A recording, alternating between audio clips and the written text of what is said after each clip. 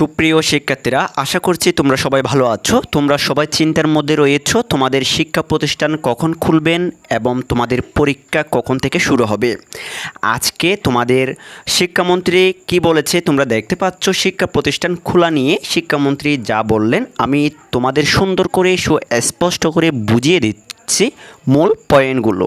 তোমরা প্রথমে লক্ষ্য করলে দেখতে পারবে, আমি এখানে দেখিয়ে দিচ্ছি। তোমাদের শিক্ষামন্ত্রী মহিবুল হাসান চৌধুরী নোবেল বলেছেন, শিক্ষা প্রতিষ্ঠান খুলে দেওয়ার মতো পরিবেশ এখনও তৈরি হয়নি। এই মুহূর্তে শিক্ষার্থীদের নিরাপত্তায় আমাদের কাছে সবচেয়ে গুরুত্বপূর্ণ। শতভাগ নিরাপত্তা নিশ্চিত না হওয়া পর্যন্ত আমরা শিক্ষা প্রতিষ্ঠান খুলতে পারছি না। অর্থাৎ এখনও শিক্ষা প্রতিষ্ঠান খোলার মতো পরিবেশ তৈরি হয়নি। সেই জন্য তোমরা এটা নিশ্চিত হয়ে যাও তোমাদের শিক্ষা প্রতিষ্ঠান এখনও খুলবেন না।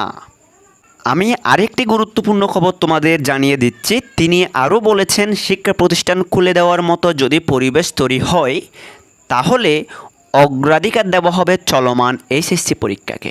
অর্থাৎ যারা এসএসসি পরীক্ষা দিচ্ছে তাদেরকে সর্বপ্রথম অগ্রাধিকার দেওয়া হবে।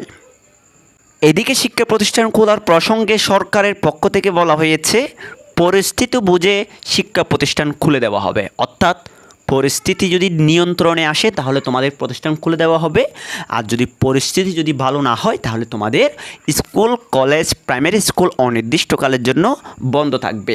আরেকটা সুখবর আমি তোমাদের জানিয়ে দিচ্ছি, আজকে বুধবার তোমাদের প্রাইমারি স্কুল যেগুলো আছে সেগুলো অনির্দিষ্টকালের জন্য বন্ধ ঘোষণা করা হয়েছে। এই ছিল আজকের খবর। আশা করছি তোমরা সবাই বুঝতে পেরেছ। তোমরা সবাই চিন্তার মধ্যে ছিলে তোমাদের স্কুল কখন খুলবে। যদি স্কুল খুলে তাহলে আগে এসএসসি পরীক্ষার্থীদের অগ্রাধিকার দেওয়া হবে, তারপর তোমাদের স্কুল খুলবে কিনা সেটা ঠিক করা হবে। সো তোমরা যারা নতুন আমাদের চ্যানেলে এসেছো তোমরা আমার চ্যানেলটি সাবস্ক্রাইব করে রাখো পরবর্তী ভিডিওগুলো পাওয়ার জন্য।